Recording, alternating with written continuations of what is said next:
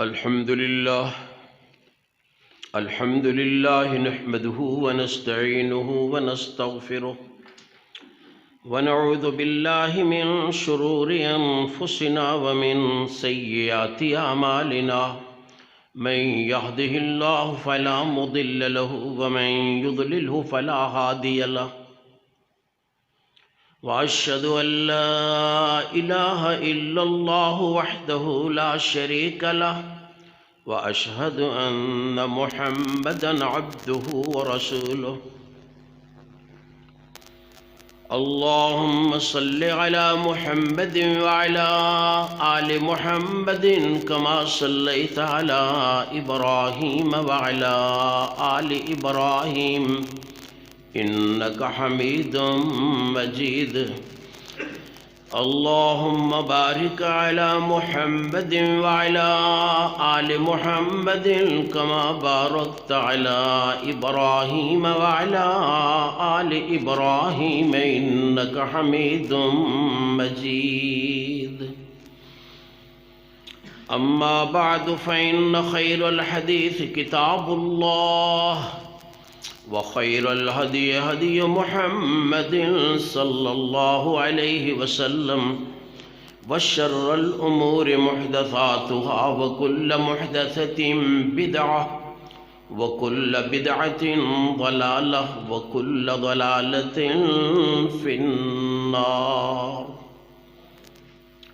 فأعوذ بالله السميع العليم من الشيطان الرجيم بسم الله الرحمن الرحيم الذين آمنوا وتطمئن قلوبهم بذكر الله ألا بذكر الله تطمئن القلوب الذين آمنوا وعملوا الصالحات طوبى لهم وحسن مآب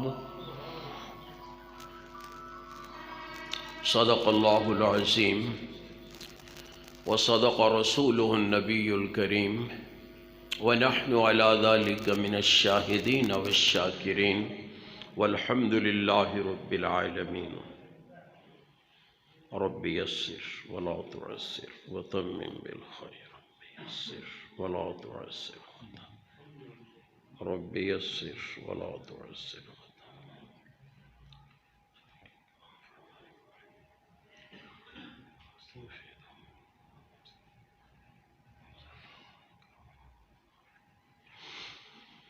میرے محترم اور مکرم سامعین،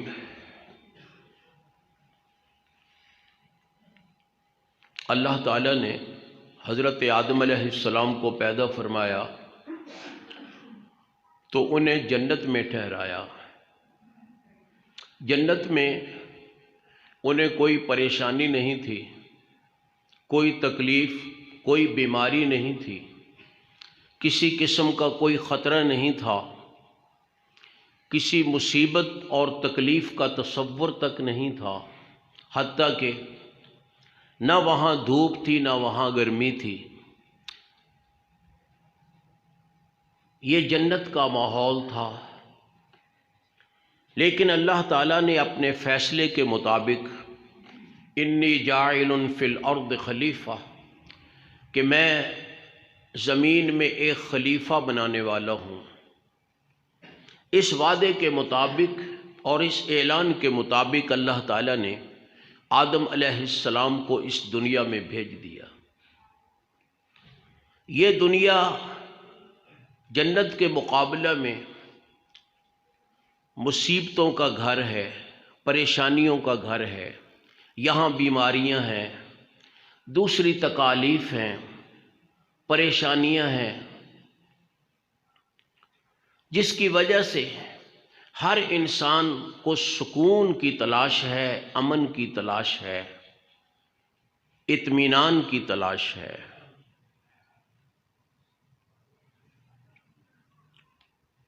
اگر انسان کے دل میں سکون ہو، امن و اطمینان ہو، تو پھر یہ تمام تکالیف انسان کے لیے بے معنی ہو جاتی ہیں۔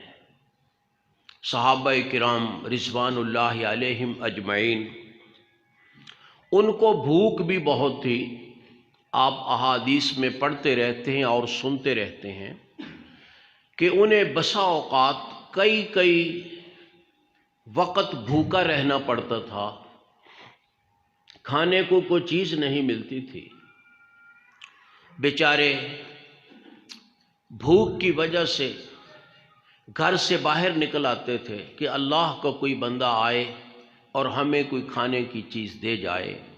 مانگنے کی عادت نہیں تھی، اس لیے کہ اللہ تعالیٰ نے ان کے دلوں میں استغنا پیدا کیا تھا۔ اتنی بھوک کہ حضرت ابو ہریرہ رضی اللہ تعالیٰ عنہ فرماتے ہیں کہ میں کبھی کبھی بھوک کی وجہ سے بے ہوش ہو کر مسجد نبوی میں گر جاتا، لوگ آتے، کوئی میرے کان کھینچتے، کوئی میرے کان میں پھونکے مارتے، کوئی میری گردن دباتے، وہ سمجھتے شاید اس کو کوئی جن لگے ہیں، کوئی مرگی کا دورہ پڑا ہے، وہ یہ سمجھتے تھے۔ حضرت ابو ہریرہ فرماتے حالانکہ مجھے کوئی بیماری نہیں تھی، صرف اور صرف بھوک ہوتی تھی۔ یہ بھوک کی انتہا ہے۔ ہم میں سے شاید کسی بھی آدمی کو کبھی اتنی بھوک کا سامنا نہ کرنا پڑا ہو، اور خود حضور اکرم صلی اللہ علیہ وسلم بھی کچھ تو طبعی طور پر ان چیزوں کی زیادہ خواہش نہیں رکھتے تھے، اور کچھ اللہ تعالیٰ نے ایسے حالات بھی طاری کیے تاکہ لوگوں کے لیے آپ اسوہ حسنہ بنیں، ان کو پتہ چلے کہ اگر بھوک ہو تو کیا کرنا چاہیے، اگر تنگ حالات ہوں تو کس قسم کے طرز عمل کا مظاہرہ کرنا چاہیے، اگر مصائب ہوں تو کس رد عمل کا اظہار کرنا چاہیے۔ حضور اکرم صلی اللہ علیہ وسلم کبھی ناشتے کے بعد، کبھی اشراق کے بعد، نماز اشراق کے بعد کبھی گھر تشریف لے جاتے اور پوچھتے بھی کوئی چیز ہے کھانے کی ناشتے کے لیے۔ اگر گھر والوں کے پاس کوئی چیز ہوتی تو پیش کر دیتے، آپ تناول فرما لیتے، لیکن اگر کوئی چیز نہ ہوتی تو پھر آپ فرماتے چلو کوئی بات نہیں، ہم آج روزہ رکھ لیں گے۔ یہ ہے اسوہ حسنہ کہ اگر بھوک ہے اس بھوک کو مٹانے کے لیے روزہ رکھ لو۔ ہم آج کل یہ سمجھتے ہیں کہ شاید روزہ بھوک دیتا ہے، لیکن ان لوگوں کو روزہ رکھ کر اللہ کے فضل سے ان کو سیرابی ملتی تھی۔ تو حضور اکرم صلی اللہ علیہ وسلم اس دن روزہ رکھ لیتے۔ اب دیکھیے رات کو کچھ کھایا ہوگا، وہ بھی شاید والی بات ہے، رات کو کچھ کھایا ہوگا لیکن صبح روزہ رکھ لیا اس لیے کہ گھر میں کوئی چیز نہیں، کوئی شکوہ نہیں کیا اللہ تعالیٰ کا کہ یا اللہ تیرے دین کا کام کر رہا ہوں، ساری زندگی تیرے دین کے کام میں لگائی ہے، مولا اب مجھے ناشتے کے لیے کھانا بھی میسر نہیں، کبھی ایسی شکوہ شکایت نہیں کیا، بلکہ الحمدللہ ہی پڑھا اور روزہ رکھ لیا۔ خود دعا فرمایا کرتے تھے حضرت حضور اکرم صلی اللہ علیہ وسلم، یا اللہ میری خواہش ہے کہ میں ایک دن بھوکا رہوں اور ایک دن سیر ہو کر کھاؤں، ایک دن کھانے کو ملے ایک دن بھوکا رہوں۔ کیوں؟ فرماتے تھے جس دن میں سیر ہو کر کھاؤں گا اللہ کا شکر ادا کروں گا، اور جس دن میں بھوکا رہوں گا صبر کروں گا، اللہ مجھے صبر کا ثواب بھی دے گا، شکر کا ثواب بھی دے گا۔ اللہ والے ان حالات میں اس طرح اپنے آپ کو مطمئن رکھتے ہیں، کوئی انہیں پریشانی نہیں ہوتی۔ حضور اکرم صلی اللہ علیہ وسلم حضرت عائشہ رضی اللہ تعالیٰ عنہ فرماتی ہیں کہ کبھی کبھی ہمارے گھروں میں 2 مہینے گزر جاتے، وہاں لفظ ہے 3 چاند گزر جاتے، 3 چاند ہم دیکھ لیتے، لیکن ہمارے گھر میں کوئی چیز پکانے والی نہیں ہوتی تھی، آگ نہیں جلانا پڑتی تھی۔ تو 3 چاند کم از کم 2 مہینوں میں نظر آ سکتے ہیں، ایک شروع میں ایک مہینے کے اختتام پر اور دوسرا دوسرے مہینے کے اختتام پر 3 چاند دیکھنے کے لیے کم از کم 2 مہینے تو گزارا کرنا پڑتا ہے۔ فرماتی ہیں کہ کبھی کبھی ہم 3 چاند دیکھ لیتے تھے، لیکن ہمارے گھر میں آگ نہیں جلتی تھی۔ جب کوئی چیز پکانے کی ہے نہیں تو آگ کیسے جلے؟ سننے والے نے پوچھا، خالہ جان حضرت عروہ رضی اللہ رحمہ اللہ، آپ گزارا کیسے کرتی تھی؟ گزارا کیسے کرتے تھے آپ اللہ کے رسول اور آپ کے گھر والے؟ فرمایا ہم کھجوریں کھا لیتے تھے، پانی پی لیتے تھے، بس کھجوریں کھا لیتے تھے، پانی پی لیتے تھے۔ الاسودان، فرمایا یہ 2 چیزیں پہ ہمارا گزارا تھا، جب بھوک لگی کچھ کھجوریں کھا لی، پیاس لگی تو پانی پی لیا۔ اور کبھی کبھی وہ فرماتے ہیں کبھی کبھی کوئی انصاری لوگ وہ دودھ کا تحفہ بھیج دیتے تھے تو وہ ہم دودھ پی کر گزارا کر لیتے تھے۔ یہ ان لوگوں کا حال تھا جو اس امت کی افضل ترین دور تھا، اس امت کا افضل ترین دور، بہترین دور۔ ان لوگوں نے اس قسم کی بھوک میں جنگیں لڑیں، اس قسم کی بھوک میں جنگیں لڑیں۔ یہ نہیں کہ وہ بھوک میں لیٹ جاتے تھے اور پھر بے ہوش ہو کر پڑے رہتے تھے، نہیں، جنگیں لڑی انہوں نے۔ اور کافر حیران ہوتے تھے کہ یہ لوگ جو جسمانی طور پر بڑے کمزور لگتے ہیں، ان میں اتنی قوت کہاں سے آ جاتی ہے کہ جب یہ میدان میں ہوتے ہیں تو ان کو اکھاڑنا مشکل ہو جاتا ہے۔ ان کے پاؤں نہیں اکھڑتے تھے۔ دیکھنے میں کمزور ظاہر ہے، جو کم کھائے گا وہ دیکھنے میں کمزور ہی لگے گا نا، اور کوئی فائدہ بھی نہیں زیادہ موٹا ہونے کا، اس سے تو بیماریاں ہی پیدا ہوتی ہیں۔ بھئی بیماریاں ہی پیدا ہوتی ہیں موٹا ہونے سے۔ کمزور آدمی، کمزور کا معنی کم کھانے والا، اس کا جسم اللہ تعالیٰ مضبوط بنا دیتے ہیں۔ تو وہ صحابہ کرام جو بھوک برداشت کرتے تھے، دنوں کو روزے رکھتے تھے، رات کو تہجد پڑھتے تھے، اللہ تعالیٰ نے ان میں اتنی قوت پیدا کر دی تھی کہ جب میدان میں ہوتے تھے تو قدم نہیں اکھڑتے تھے۔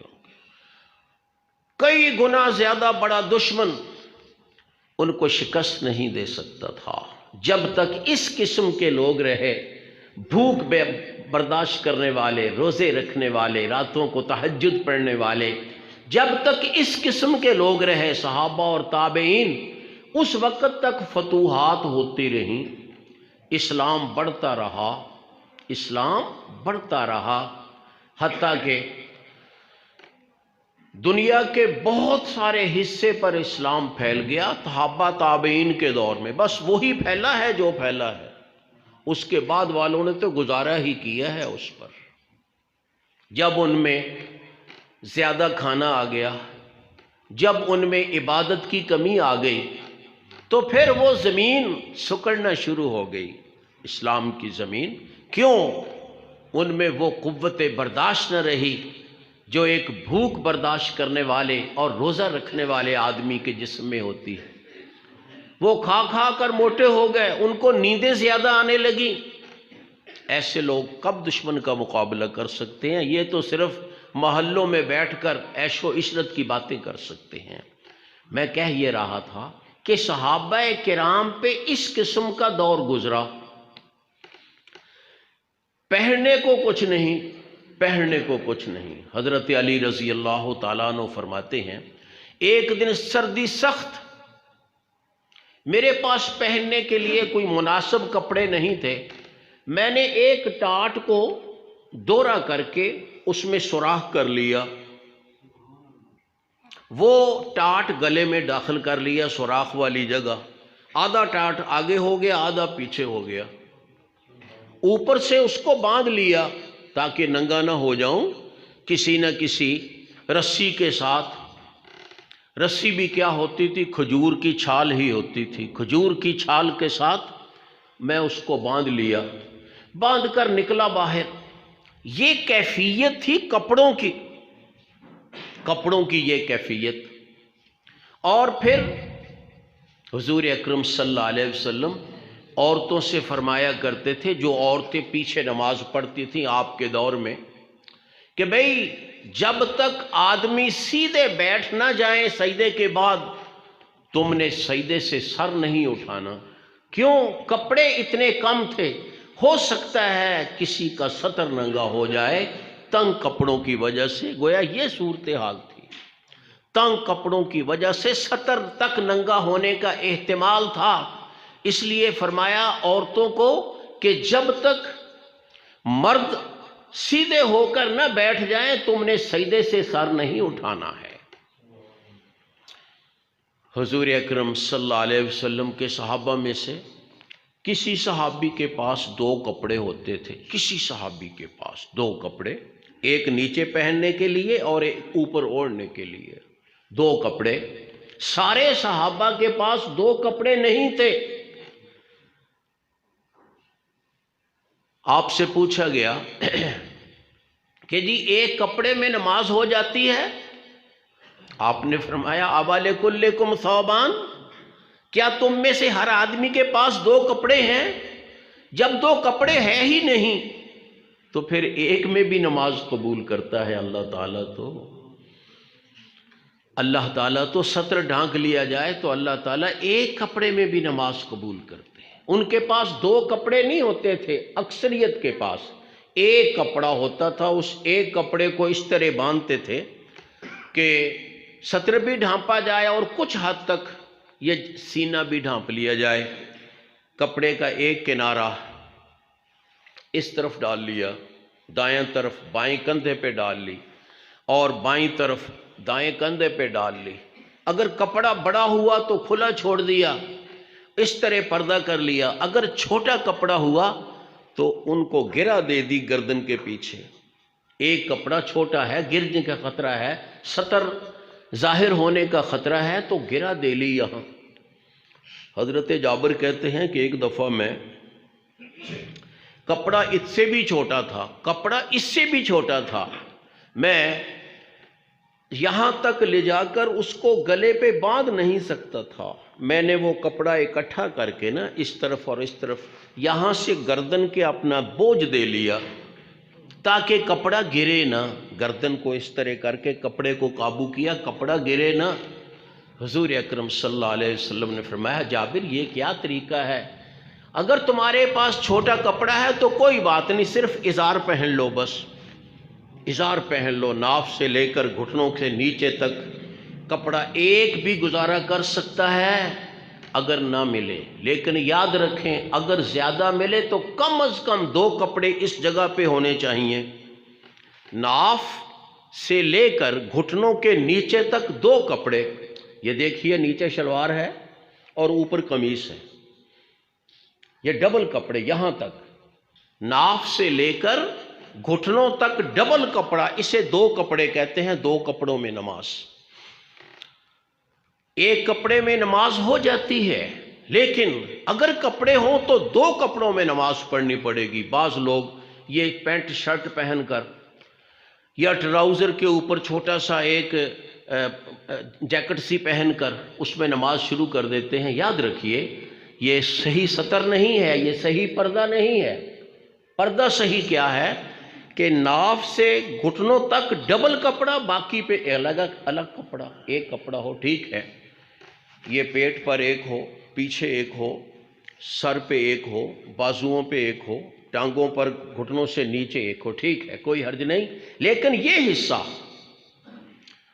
ناف سے لے کر گھٹنوں کے نیچے تک یہاں ڈبل کپڑا ہونا چاہیے۔ ایسے کپڑوں میں نماز ہم پڑھیں جن میں یہاں ڈبل کپڑا ہو، یعنی قمیص لمبا ہو، قمیص لمبا ہو جو گھٹنوں سے نیچے تک جاتا ہو۔ ایسے کپڑے میں کہتے ہیں 2 کپڑوں میں نماز۔ یہ نہیں ہے کہ ایک آدمی نیچے سے کوئی ٹراؤزر پہن لے یا کوئی پینٹ پہن لے، اوپر سے بنیان سی پہن لے ایک، تو وہ تو ایک کپڑا ہے، 2 کپڑے کیسے ہوئے؟ بھئی وہ تو ایک کپڑا ہے، سارے جسم پر ایک کپڑا ہے، بنیان کے ساتھ یا شرٹ کے ساتھ آپ نے یہاں تک ڈھانپا اور نچلا وہ ٹراؤزر سے یا کسی اس قسم کی چیز سے ڈھانپا، وہ 2 کپڑے کہاں سے ہوئے؟ یاد رکھیے 2 کپڑوں کا مطلب یہ ہے دو کپڑوں میں نماز پڑھنے کا مطلب یہ ہے کہ آپ کے پاس اتنا کپڑا ہو کہ یہ گھٹنوں یا ناف کے اوپر سے لے کر گھٹنوں کے نیچے تک یہاں ڈبل کپڑا آئے، تاکہ پردہ رہے، جسم کی ساخت نمایاں نہ ہو، جسم کی ساخت نمایاں نہ ہو، جو اللہ تعالیٰ نے جسم میں نشیب و فراز رکھے وہ نظر نہ آئے۔ یہی تو فائدہ ہے لباس کا۔ اور اگر ایسا لباس پہنا جیسے آج کل لڑکے پہنتے ہیں کہ جس کے ساتھ نشیب و فراز مزید واضح ہوتے ہیں، تو یہ تو ننگا رہنے والی بات ہے۔ اس کو تو شریعت ننگا سمجھتی ہے، چہ جائے کہ اس قسم کے کپڑے میں کوئی نماز پڑھنے آئے، یہ تو ننگے کی بات ہے۔ حضور اکرم صلی اللہ علیہ وسلم نے فرمایا تھا رب کاسیۃ عاریۃ فی الآخرہ، فرمایا بہت سی ایسی عورتیں جو رب کاسیۃ عاریۃ فی الآخرہ، فرمایا بہت سی ایسی عورتیں جو دنیا میں کپڑے پہنتی ہیں آخرت میں ننگی ہوں گی۔ کیا مطلب؟ اس حدیث کے کئی مطلب ہیں، ایک مطلب یہ ہے اس کا، ایسا لباس پہنا جس لباس کے باوجود جسم ظاہر ہو، لباس جسم کی ساخت ظاہر ہو۔ تنگ لباس پہنا، باریک لباس پہنا تو ظاہر ہے پھر ننگا ہی ہے، شریعت ننگا سمجھے گی اس کو، شریعت نہیں سمجھے گی اس نے لباس پہنا ہوا ہے۔ اس لیے یاد رکھیں، آج کل فیشنوں کے پیچھے نہیں پڑے، ان فیشنوں میں کچھ بھی نہیں ملے گا۔ یہ فیشن تو روز بدلتے رہتے ہیں، آج کچھ ہے کل کچھ ہے۔ ہم نے اپنے بچپن سے لے کر اب تک کتنے ہی فیشن دیکھ لیے، لیکن ان فیشنوں سے کچھ نہیں ملتا۔ ملتا ہے تو یاد رکھیے شریعت کی پابندی سے، ایسا لباس جو دو کپڑوں والا ہو، یعنی گھٹنے، ناف، یہ اتنا حصہ وہ ڈبل کپڑے میں ڈھانپا ہوا ہو۔ یہ بہت ضروری چیز ہے، یاد رکھیں۔ ہاں نہ ہو کسی کے پاس، جیسے میں نے کہا کہ صحابہ کرام پہ تنگی تھی، کچھ نہیں ہوتا تھا، ایک کپڑا چلو فرمایا ٹھیک ہے، ایک کو ازار باندھ لو، ناف سے اوپر باندھ لیں، ناف نظر نہ آئے، ناف سے اوپر باندھ لیں اور گھٹنے بھی نظر نہ آئیں، گھٹنوں سے نیچے لے جائیں۔ اتنا کپڑا تو اگر نہ ہو تو اتنا کپڑا گزارا کر سکتا ہے، لیکن اگر ہو تو یاد رکھیے ڈبل کپڑا ہونا چاہیے۔ میں کہہ رہا تھا کہ صحابہ کرام ان کے پاس کپڑے بھی اتنے نہیں تھے، کھانے پینے کو بھی زیادہ نہیں ملتا تھا، اور ان کی بود و باش یعنی رہائش بھی بڑی سادہ تھی، بڑی سادہ، یوں کہیے وہ جھونپڑوں میں رہتے تھے، جھونپڑوں میں۔ اللہ کے رسول صلی اللہ علیہ وسلم نے جب مسجد بنائی، مسجد بھی سادہ تھی۔ اپنے جو حجرے بنائے اپنی بیویوں کے لیے، وہ بالکل جھونپڑیوں جیسے تھے، صرف دیواریں ہیں، کچی مٹی کی دیواریں، کچی اینٹوں کی دیواریں، دیواروں کے بعد چھت کے اوپر کو ٹیڑھے میڑے، یا اس طرح سیدھے شہتیر نہیں کہ بہترین لکڑی کے شہتیر، ایسے تو مسجد نبوی کے اوپر بھی نہیں تھے، وہاں بھی ٹیڑھے میڑے، کسی درخت کا تنا اکھاڑ لیا، کھجوریں لمبی لمبی ہوتی ہیں، وہ پورے کا پورا تنا وہ چھت کے شہتیر کے طور پہ ڈال دیا، اس کے اوپر ٹیڑھی میڑھی لکڑیں جو ملتی تھی کاٹتے تھے، جو ملتی تھی وہ اس پہ ڈالیں، کھجور کے پتے وغیرہ، کھجور کی شاخیں اس پہ ڈال دیں، اس پر سے لپائی کر دی، یہ چھت تیار ہو گئی۔ اللہ کے رسول صلی اللہ علیہ وسلم کے حجرے جن میں آپ نے ساری زندگی گزاری، وہ حجرے ایسے ہی تھے، کچی دیواریں، اور دیوار کے آگے دروازہ ہے لیکن پٹ نہیں، یعنی دروازے لکڑی کے پٹ نہیں بند کرنے کے لیے۔ کیا کرتے تھے کہ کوئی ٹاٹ لٹکا دی، چلو پردہ ہو گیا، سردی سے بھی کچھ بچت ہو گئی، سردی گرمی سے، اور اس کے ساتھ ساتھ پردہ بھی ہو گیا۔ بس یہ کیفیت تھی ان لوگوں کی۔ اور بہت سے ایسے گھر تھے جن کے باہر یا چار دیواری، وہ بجائے چار دیواری کے کھجوریں ہی لگا کر پردہ کر دیا گیا تھا۔ اللہ کے رسول صلی اللہ علیہ وسلم نے ایسے گھروں میں گزارا کیا جن کو آج ہم جھونپڑی کہہ سکتے ہیں، جھونپڑیوں میں گزارا کیا۔ وہ دور بھی آپ پہ آیا جب آپ کی حکم چلتا تھا پورے عرب پر، پورے یمن پر، لیکن جھونپڑیاں وہی رہیں، انہی میں رہے۔ یہ نہیں کہ چلو اب کچھ پیسہ آ گیا ہے تو بدل لیں۔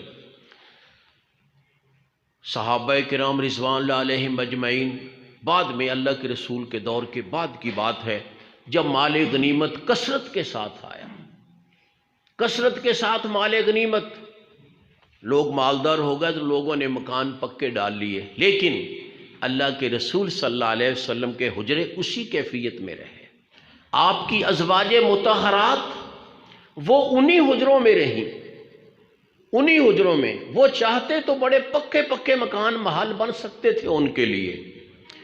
حضرت عمر رضی اللہ تعالیٰ عنہ سب سے زیادہ وظیفہ ازواج مطہرات کو دیتے تھے، اور مسلمان سب سے زیادہ تحفے ازواج مطہرات کو بھیجتے تھے۔ ان کے پاس تحفے بھی تھے اور ان کے پاس وظیفہ بھی آتا تھا، لیکن زندگی کی عادت ایسی بن چکی تھی کہ ان جھونپڑوں کو تبدیل نہیں کیا، جو آیا صدقہ کر دیا، جو آیا صدقہ کر دیا۔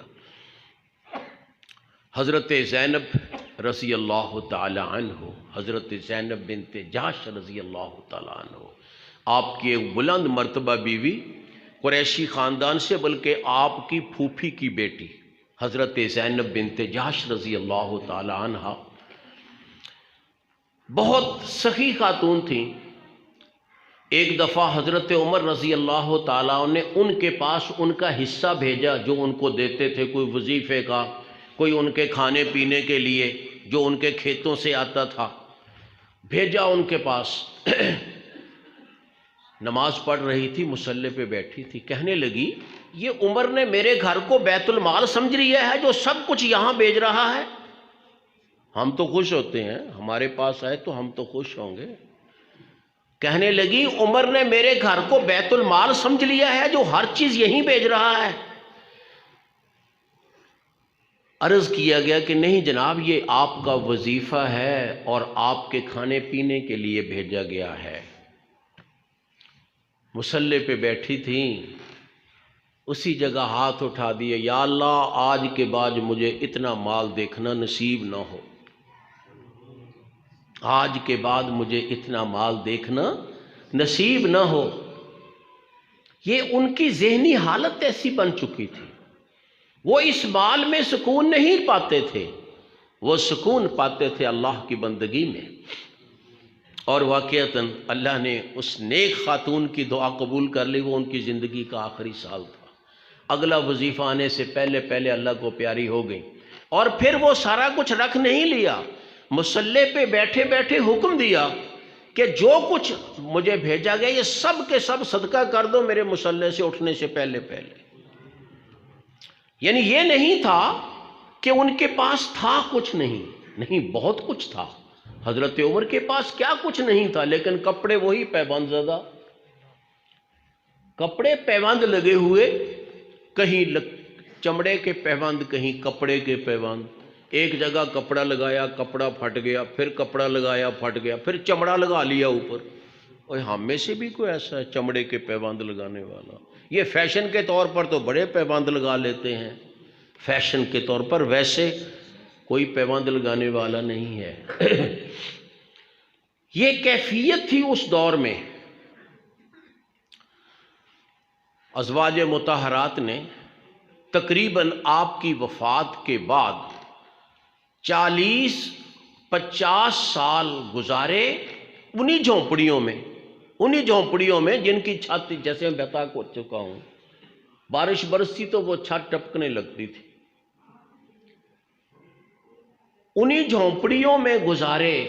بعد والے 40، کسی نے 40 سال، کسی نے 50 سال۔ حضرت عائشہ رضی اللہ تعالی عنہ کی وفات 56 یا 57 ہجری کی ہے۔ 10 سال آپ کے نکال دیں جو آپ کی زندگی کے تھے، باقی 46 سال بنتے ہیں۔ عام ازواج مطہرات 50 کے بعد ہی فوت ہوئی ہیں۔ حضرت زینب رضی اللہ تعالی عنہ یہ پہلے فوت ہو گئی تھیں حضرت عمر کے دور میں، اور ان کا بھی ایک واقعہ میں آپ کو گزارش کر دوں۔ اللہ کے رسول صلی اللہ علیہ وسلم ایک دفعہ جب بیمار تھے نا آخری عمر میں، آپ کی بیویاں ارد گرد بیٹھی تھیں، کیونکہ وہ آپ جا نہیں سکتے تھے، اتنے عاجز ہو گئے تھے کہ چل نہیں سکتے تھے، اس لیے بیویوں سے اجازت لی کہ مجھے اگر اجازت دو تو میں ایک بیوی کے گھر ٹھہر جاؤں، ہر بیوی کے گھر میں مجھ سے جایا نہیں جاتا۔ اور وہ بیوی تھی حضرت عائشہ رضی اللہ تعالیٰ عنہ، کیونکہ ان کا گھر مسجد کے بہت قریب تھا۔ یہ جیسے کھڑکی ہے نا، یہ بس اس کھڑکی سے پہلے کا گھر تھا، یہاں مسجد ہے۔ سب سے کم فاصلہ حضرت عائشہ رضی اللہ تعالی عنہا کے حجرہ مبارکہ کا تھا۔ صرف کھڑکی کھولی اور یہاں آ کر نماز شروع کر دی پڑھانی۔ وہاں ٹھہر گئے تو ازواج مطہرات وہاں آ جایا کرتی تھی آپ کی تیمارداری کے لیے۔ اسی تیمارداری کے دنوں میں آپ نے ایک دفعہ فرمایا کہ بھئی نہ، بلکہ پوچھا ازواج مطہرات نے، اے اللہ کے رسول، ہم میں سے کون آپ کو پہلے ملے گی؟ یعنی کون پہلے فوت ہوگی ہم میں سے؟ زندگی کی خواہش نہیں تھی کہ ہم دیر تک زندہ رہیں، دیر تک زندہ نہیں، بلکہ خواہش کیا تھی کہ اللہ کے نبی کو جا ملے، اللہ کے نبی کو جا ملے۔ پوچھا جناب ہم میں سے سب سے پہلے کون آپ سے ملے گی؟ حضور اکرم صلی اللہ علیہ وسلم نے فرمایا، تنبے سے لمبے ہاتھوں والی۔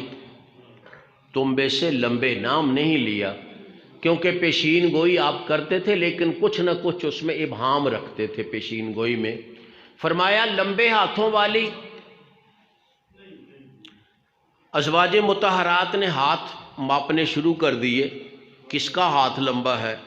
حضرت سودا رضی اللہ تعالی عنہ جو آپ کی زوجہ مطہرہ تھیں، اور سب سے قدیم، کیونکہ حضرت خدیجہ رضی اللہ تعالی عنہ کی وفات کے بعد آپ نے حضرت سودا سے ہی شادی کی تھی مکہ مکرمہ میں۔ 3 سال جو بعد کے گزارے مکہ مکرمہ میں، وہ حضرت سودا رضی اللہ تعالی عنہ کے ساتھ گزارے، اور پھر وہ مدینہ آ گئیں۔ تو سن 2 ہجری میں جا کر آپ کا حضرت عائشہ سے نکاح ہوا، وہ دوسری بیوی تھیں۔ ویسے تیسری بیوی حضرت خدیجہ کو بھی شمار کریں، نہیں تو دوسری بیوی۔ تو یہ سودا لمبے قد کی اور بھارے جسم والی تھیں۔ ہاتھ ماپے گئے تو حضرت سودا کے ہاتھ لمبے تھے، لہذا حضرت سودا خوش ہوئی کہ میں سب سے پہلے اللہ کے رسول کو ملوں گی بھائی۔ لیکن فوت ہو گئی زینب بنت جحش رضی اللہ تعالی عنہ، فوت وہ ہو گئیں۔ اب انہوں نے سوچا تو سمجھ آیا کہ اللہ کے رسول نے ابہام جو رکھا تھا اس کا مطلب کیا تھا۔ پھر سمجھ آیا کہ لمبے ہاتھوں سے مراد یہ لمبے ہاتھ نہیں، لمبے ہاتھوں سے مراد ہے زیادہ سخی خاتون۔ شریعت لمبے ہاتھ اس کے مانتی ہے، ہم تو لمبے قد کا اس کو کہتے ہیں جو اچھا بھلا 7 فٹ کا جوان ہو۔ شریعت کہتی ہے المؤذنون اطول الناس اعناقا یوم القیامہ، سب سے اونچے قد کا کون ہوگا قیامت کے دن؟ مؤذن ہوگا، اذانیں کہنے والا، اس کا قد سب سے لمبا، گردن دور سے نظر آئے گی، لمبے قد کا وہ ہے۔ تو سمجھ آیا کہ اصل میں آپ نے سخاوت مراد لی تھی، سخاوت۔ تو سخاوت میں وہ سب سے بڑھ کر تھی۔ انہی کا میں نے واقعہ بیان کیا کہ سارے کا سارا جو وظیفہ سال بھر کے لیے حضرت عمر نے بھیجا تھا نا، کھانے پینے کا سامان، دوسرا جو کچھ بھی، وہ سارے کا سارا انہوں نے صدقہ کروا دیا بیٹھے بیٹھے مصلی پر، اور دعا کر دی یا اللہ دوبارہ مجھے اتنا مال دیکھنا نصیب نہ ہو۔ یہ ان لوگوں کی حالت تھی، یعنی وہ لوگ تھوڑا کھا کر، بھوکے رہ کر، روزے رکھ کر بھی اللہ کے شکر گزار بندے ہوتے تھے۔ اور یہ نہیں کہ روزہ رکھ کر ہماری طرح لیٹ جاتے تھے کہ یار مجھ سے چلا نہیں جاتا، مجھ سے بات نہیں ہوتی، نہیں، جنگیں کرتے تھے، سفر کرتے تھے، سب کچھ کرتے تھے۔ یہ ہے ایمان کی بات اصل میں، جس دل میں ایمان ہے اس ایمان والے کو بھوک عاجز نہیں کرے گی، اللہ تعالیٰ اس سے قوت دے دیتے ہیں۔ اللہ کے رسول صلی اللہ علیہ وسلم ایک نہیں کئی روزے مسلسل رکھ لیتے تھے۔ مسلسل کا معنی نہ سحری نہ افطاری۔ مثلا آج روزہ رکھا، شام کو روزہ نہیں کھولا، اگلے دن رکھا بھی نہیں، یعنی اگلے دن سحری نہیں کی، ویسے ہی روزہ رکھ لیا، دوسرا شروع ہو گیا جی۔ اب دوسرا ختم ہوا، افطاری نہیں کی، تیسرے کی سحری بھی نہیں کھائی، وہ بھی اسی طرح رکھ لیا۔ جب صحابہ کرام پوچھتے تھے تو آپ فرماتے تھے او بھائی میرا رب مجھے کھلاتا پلاتا رہتا ہے۔ کیا مطلب؟ کہ مجھ میں اللہ نے ایسی ایمانی قوت رکھی ہے کہ مجھے بھوک پیاس محسوس نہیں ہوتی۔ صحابہ نے کہا جی ہم بھی رکھیں گے آپ کی طرح کئی دن کا روزہ۔ فرمایا نہیں، تم نہ رکھو، میں تمہیں روکتا ہوں۔ یہ تو اپنی اپنی حالت کے مطابق ہے نا، اللہ کے نبی کی روحانیت کو نہیں پہنچ سکتا امت میں سے کوئی بھی، چاہے کتنا ہی نیک ہو۔ جو اصل بات میں سمجھانا چاہتا تھا وہ یہ تھی کہ صحابہ کرام کے پاس نہ تو کھانے پینے کی چیزیں تھی، اتنی فراوانی نہیں تھی، بھوکے تھے، بھوکے۔ حضرت عائشہ فرماتی ہیں کہ اللہ کے رسول صلی اللہ علیہ وسلم نے سالن کے ساتھ کبھی 2 وقت کا کھانا بھی سیر ہو کر نہیں کھایا، یعنی روٹی بھی ہو سالن بھی ہو، گندم کی روٹی، لفظ وہاں گندم کے ہیں، گندم کی روٹی سالن کے ساتھ 3 وقت تک نہیں کھائی۔ 1 وقت سالن مل گیا، 1 وقت پانی کے ساتھ ہی روٹی کھا لی مثلا۔ اس کیفیت کے ساتھ اللہ کے رسول کی بھی یہی کیفیت تھی، صحابہ کرام کی بھی عموماً، خصوصاً اصحاب صفہ جن کو ہر جہاد میں بھیجا جاتا تھا، وہ اصحاب صفہ وہ بیچارے اسی طرح تھے۔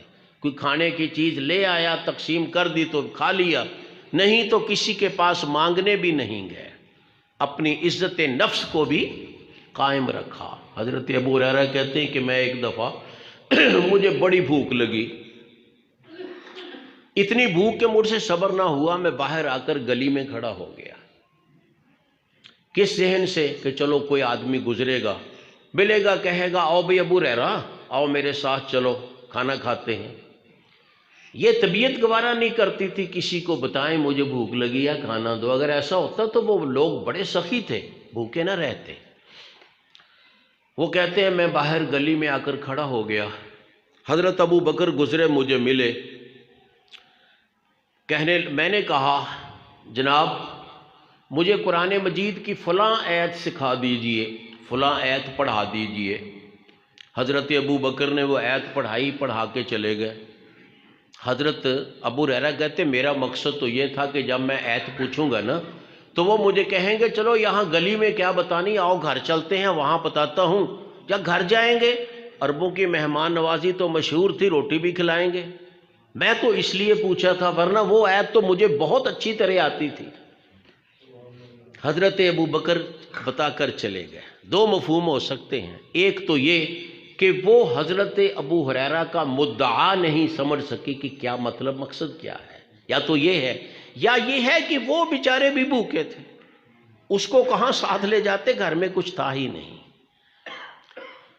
حضرت ابو ہریرہ فرماتے میں کھڑا رہا، ابو بکر چلے گئے، اتنے میں حضرت عمر آ گئے رضی اللہ تعالی عنہ۔ میں نے ان سے وہی آیت پوچھی، انہوں نے بھی کھڑے کھڑے مجھے وہ آیت بتلائی اور بتلا کے چلے گئے۔ میں پھر کھڑا رہا، اتنے میں جناب رسول اللہ صلی اللہ علیہ وسلم تشریف لے آئے۔ آپ دور سے ہی دیکھ کر مسکرائے، بہت ذہین تھے اللہ کے رسول، بڑی فراست رکھتے تھے اللہ کے رسول۔ اور یاد رکھیے فراست مومن کی میراث ہے، جو مومن ہو اس کا اللہ فراست عطا فرما دیتے ہیں، وہ چہرہ پڑھ لیتا ہے مومن شخص۔ اللہ کے رسول صلی اللہ علیہ وسلم دور سے دیکھ کر مسکرائے، کہنے لگے وہ ہریرہ آؤ۔ سمجھ گیا کہ یہ دوپہر کے وقت باہر کھڑا ہے دھوپ میں، کوئی بیچارہ بھوکا ہوگا ورنہ آرام سے گھر بیٹھتا، یہ جو گلی میں کھڑا ہے وہ وجہ ہے، وجہ کیا ہونی تھی، بھوکا ہے۔ آپ نے فرمایا ابو ہریرہ آؤ میرے ساتھ۔ میں خوش ہو گیا، پھر اب مجھے کچھ نہ کچھ ملے گا۔ گھر گئے، پوچھا بھی کچھ چیز ہے؟ زوجہ مطہرہ نے عرض کیا کہ جناب کسی نے دودھ کا پیالہ بھیجا ہے، ایک دودھ کا پیالہ۔ ابو ہریرہ بڑے خوش ہوئے کہ دودھ پینے کو ملے گا۔ ہم تو اکیلا دودھ پی کر گزارا ہی نہیں کر سکتے، ہم کو تو لازمی کھانا پڑتا ہے، 3-4 دفعہ کھاتے ہیں پھر کہیں دن گزرتا ہے ہمارا۔ ہم نے کھانے پینے کو مقصد سمجھ رکھا ہے، انہوں نے مقصد نہیں سمجھا تھا، انہوں نے کھانے پینے کو مجبوری تصور کیا تھا کہ مجبوری ہے کھانا پینا، بس اتنا کھا لیں جس سے گزارا ہوتا ہے، بات ختم۔ اللہ کے رسول نے فرمایا ابو ہریرہ جاؤ مسجد میں جتنے اصحاب صفہ ہیں سب کو بلا لاؤ۔ ابو ہریرہ کہتے ہیں میری امیدوں پہ اوس پڑ گئی، میں نے کہا بڑی مشکل سے دودھ کا پیالہ نظر آیا تھا، ابھی آپ کہہ رہے ہیں کہ اصحاب صفہ کو بلا کے لاؤ، وہ 70-80 کے قریب تھے، جس طرح ہمارے یہاں مسجدوں میں طالب علم ہوتے ہیں 70-80 کے قریب، تو وہ آئے تو مجھے تو کچھ نہیں ملے گا، آپ نے مجھے ہی کہنا ہے ابو ہریرہ ان کو پلاؤ، ان کو پلانے کا حکم بھی مجھے ہی دینا ہے، تو میرے حصے میں تو کچھ ذرہ بھی نہیں آئے گا، قطرہ بھی نہیں آئے گا۔ لیکن فرماتے ہیں فما من طاعتہ بد، اللہ کے رسول کی طاعت کے بغیر چارہ کوئی نہیں۔ یاد رکھیے یہ بہت بڑی بات ہے، بہت بڑی بات ہے۔ شدید بھوک کی حالت میں نہیں عرض کیا کہ جی مجھے بہت بھوک لگی ہے، کہہ سکتے تھے جی مجھے بہت بھوک لگی، مجھے تھوڑا سا پی لینے دو پھر میں بلا کے لاتا ہوں، ایسا نہیں کیا۔ فما لنا من طاعتہ بد، اللہ کے رسول کی طاعت کے بغیر چارہ نہیں۔ اگر مجھے اور آپ کو یہ نقطہ سمجھ آ جائے تو تمام مشکلات دور ہو جائیں، تمام مشکلات۔ جہاں بھی حرام کی کمائی سامنے ہو، ادھر بھوک ہو، ہم کہیں فما لنا من طاعتہ بد، اللہ کے رسول کی اطاعت کے بغیر چارہ نہیں۔ بھی بات آپ کی ماننی ہے، بھوکے رہنا ہے، بھوکا رہنا گوارا ہے، بھوکا رہنا گوارا ہے، لیکن آپ کی بات ماننی ہے۔ اگر آپ نے حرام کہہ دیا اس چیز کو، نہیں لیں گے، نہیں لیں گے، سود نہیں لیں گے، حرام ہے، سود نہیں لیں گے، اور اس قسم کی چیزیں جن کو شریعت نے ظلم قرار دیا ہے نہیں لیں گے۔ لیکن ہمیں یہ نقطہ بہت دیر کے بعد سمجھ آتا ہے۔ حضرت ابو ہریرہ کہتے ہیں میں گیا، میں جا کے بلا لایا ان سب کو، سارے آ کر بیٹھ گئے۔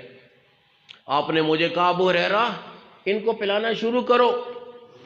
ابو ہریرہ کہتے ہیں میں نے پیالہ پکڑا، ہر ایک کو پکڑاتا تھا، ہر ایک کو پکڑاتا تھا، لیکن وہ بھوکے ہونے کے باوجود قناعت پسند سے صابر تھے، وہ صبر بھی کرتے تھے، اتنا ہی پیا ہر ایک نے جتنے سے اس کی جان بچ گئی۔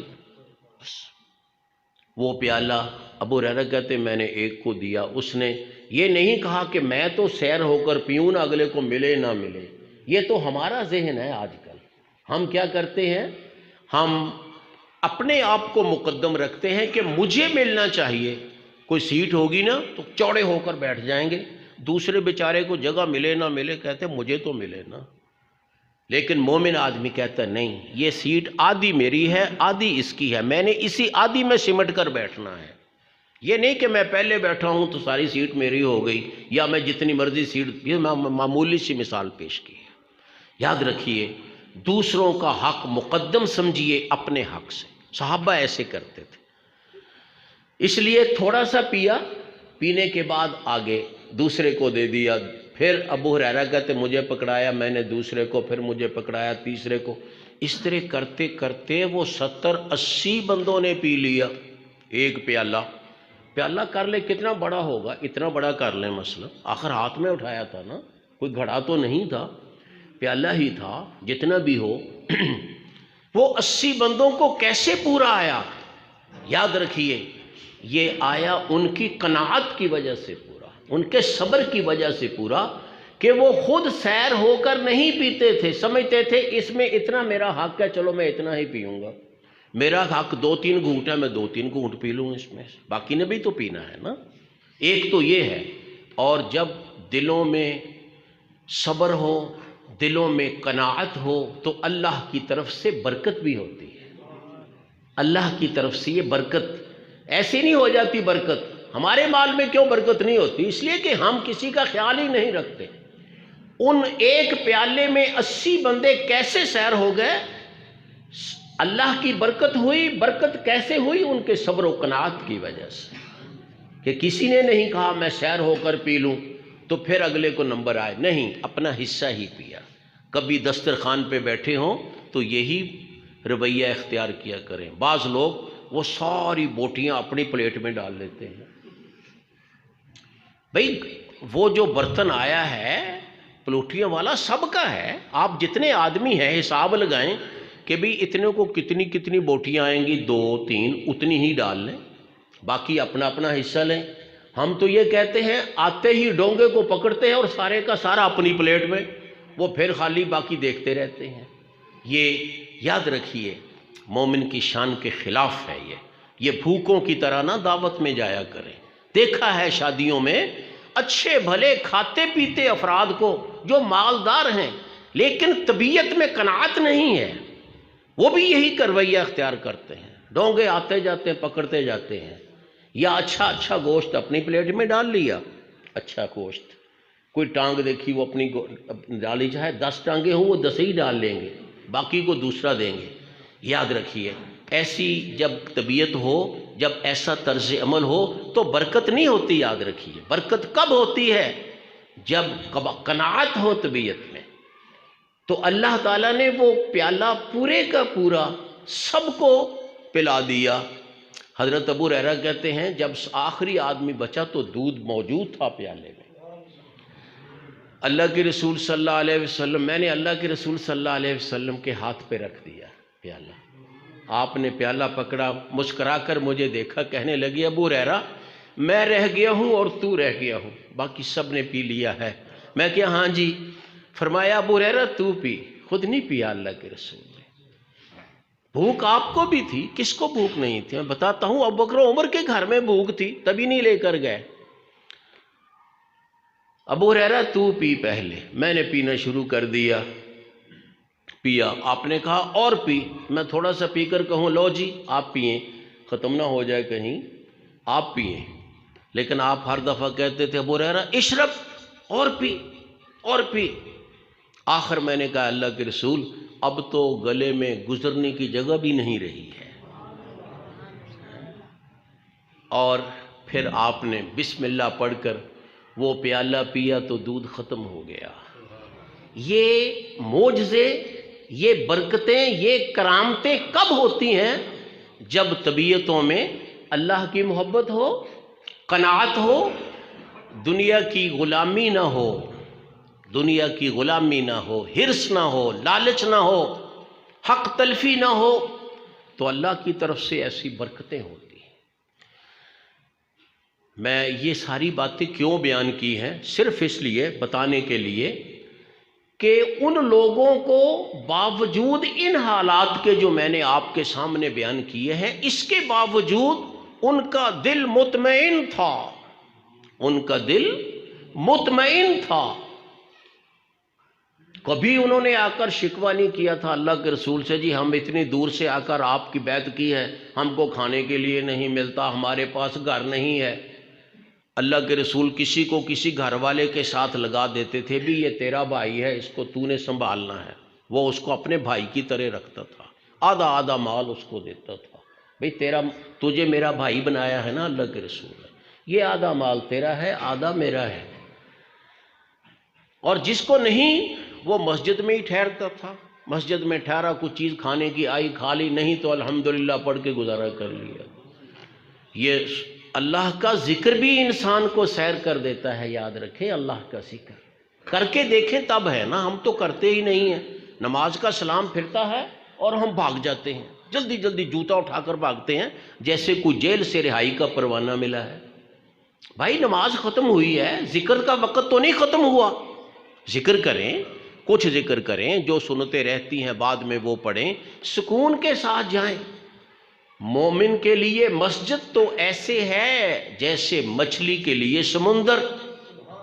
مچھلی سمندر میں جیسے سکون سے رہتی ہے، مومن مسجد میں سکون سے رہتا ہے. اور دنیا، آپ نے فرمایا دنیا سجن المومن و جنت الکافر. دنیا جو ہے وہ مومن کے لیے جیل ہے، کافر کے لیے جنت ہے.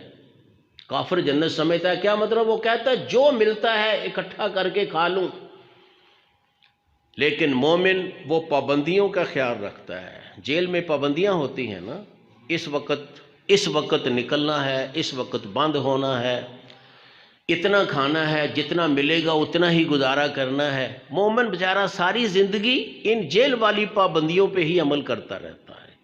اب نماز کا وقت ہے، سونا نہیں ہے، نماز پڑھنی ہے۔ اب نماز کا وقت ہے، روٹی نہیں کھانی، پہلے نماز پڑھنی ہے۔ وہ ان چیزوں کو دیکھتا ہے، حلال کھانا ہے، حرام نہیں کھانا ہے۔ حضرت ابو بکر رضی اللہ تعالیٰ عنہ، ایک دفعہ ان کے کسی غلام نے، جاہلیت کی بات ہے، ان کے کسی غلام نے دودھ لا کر دیا، انہوں نے پی لیا۔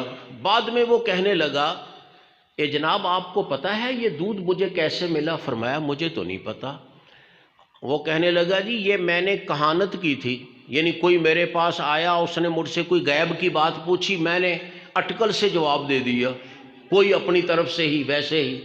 اتفاق ایسا ہوا کہ میری اٹکل پوری ہو گئی، وہ بندہ خوش ہو کر مجھے دودھ دے گیا۔ یہ حضرت ابو بکر رضی اللہ عنہ کو جب پتہ چلا تو فوراً اپنے حلق میں انگلیاں مار مار کے سارا دودھ نکال دیا۔ حالانکہ جب پیا تھا اس وقت تو پتہ بھی نہیں تھا کہ یہ کیسا دودھ ہے، یہ نظر نیاز ہے، یہ نہیں پینا چاہیے، یہ غیر اللہ کی نظر نیاز ہے، یہ نہیں استعمال کر، یہ تو پتہ بھی نہیں تھا۔ معذور تھے، اگر نہ بھی وہ کرتے معذور تھے، لیکن طبیعت نے گوارا نہیں کیا، انگلیاں مار مار کے سارا دودھ نکالا، تب سکون آیا۔ ہم کو دودھ پینے سے سکون آتا ہے، ان کو نکالنے سے سکون آتا تھا۔ یاد رکھیے، ان کا اطمینان، ان کا سکون قلب، یہ کس وجہ سے تھا؟ ایمان کی وجہ سے۔ اگر ان چیزوں کی وجہ سے ہوتا تو یہ چیزیں طلب کرتے نا۔ کسی حدیث میں ایسا نہیں آیا کہ کسی صحابی نے آ کر آپ سے کہا ہو، اے اللہ کے رسول مجھے کھانے کو نہیں ملتا، مجھے کھانے کو دیجیے۔ جب کوئی آتا تھا، اللہ کے رسول مجھے کوئی نصیحت فرمائیے۔ جب کوئی آتا تھا، اللہ کے رسول مجھے کوئی آیت پڑھائیے، قرآن کی آیت پڑھائیے مجھے۔ آیت پڑھنے آتے تھے، تعلیم حاصل کرنے آتے تھے، نصیحتیں حاصل کرنے آتے تھے، دعائیں کروانے کے لیے آتے تھے۔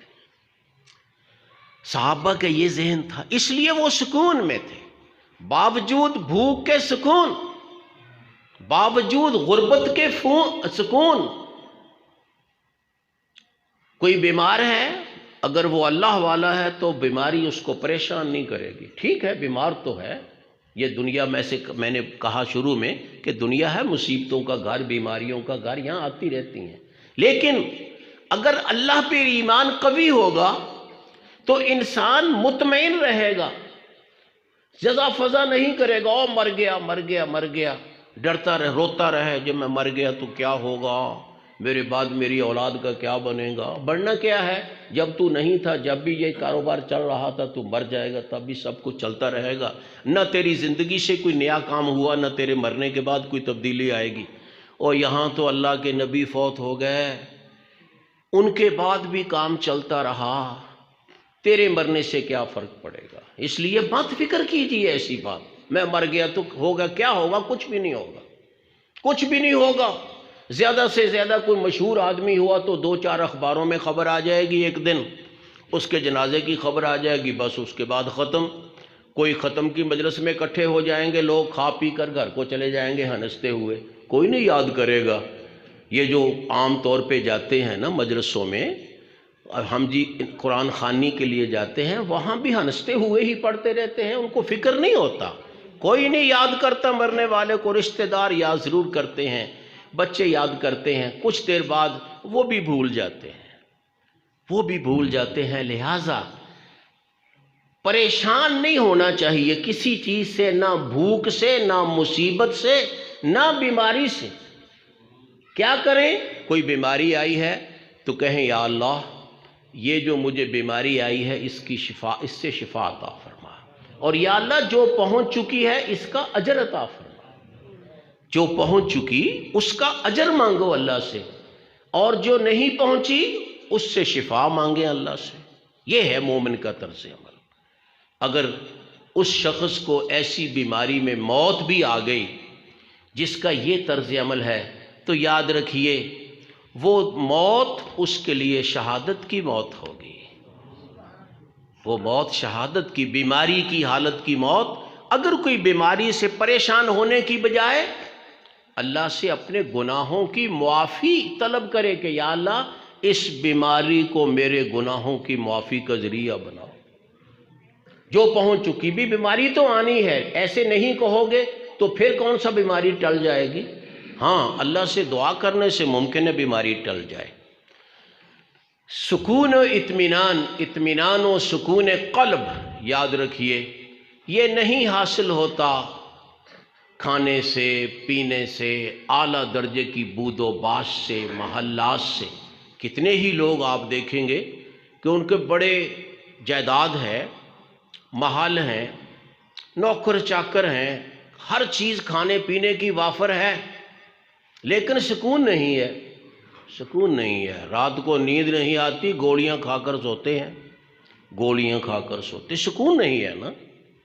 اگر سکون ہو تو مسجد کے کچے فرش پہ بھی نیند آ جاتی ہے۔ حضرت عمر رضی اللہ تعالیٰ عنہ ایک دفعہ مسجد کے فرش پہ لیٹے ہوئے، کچا فرش، آج کل تو ماشاءاللہ بہت کچھ ہے نیچے، کچے فرش پہ اینٹ کا سرہانہ بنایا ہوا، سرہانہ نہیں تھا، اینٹ رکھ لی سرہانے کی جگہ، اینٹ کا سرہانہ رکھ کے سوئے ہوئے تھے۔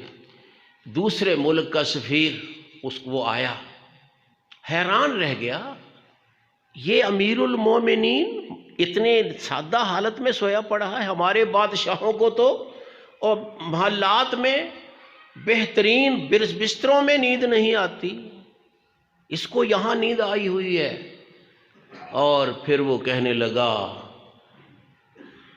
یہ سکون سے سوتے ہیں تو اللہ تعالیٰ ان کی رعایا کو بھی سکون دیتے ہیں۔ ہمارے بادشاہ تک مضطرب ہیں تو سارے لوگ ہی مضطرب ہیں۔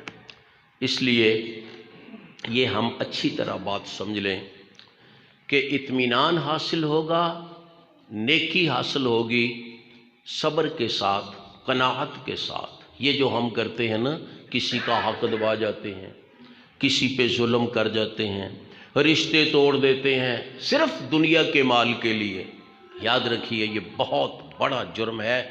حدیث میں آتا ہے لا يدخل الجنت قاطع رحم، فرمایا رشتے توڑنے والا جنت میں نہیں جائے گا۔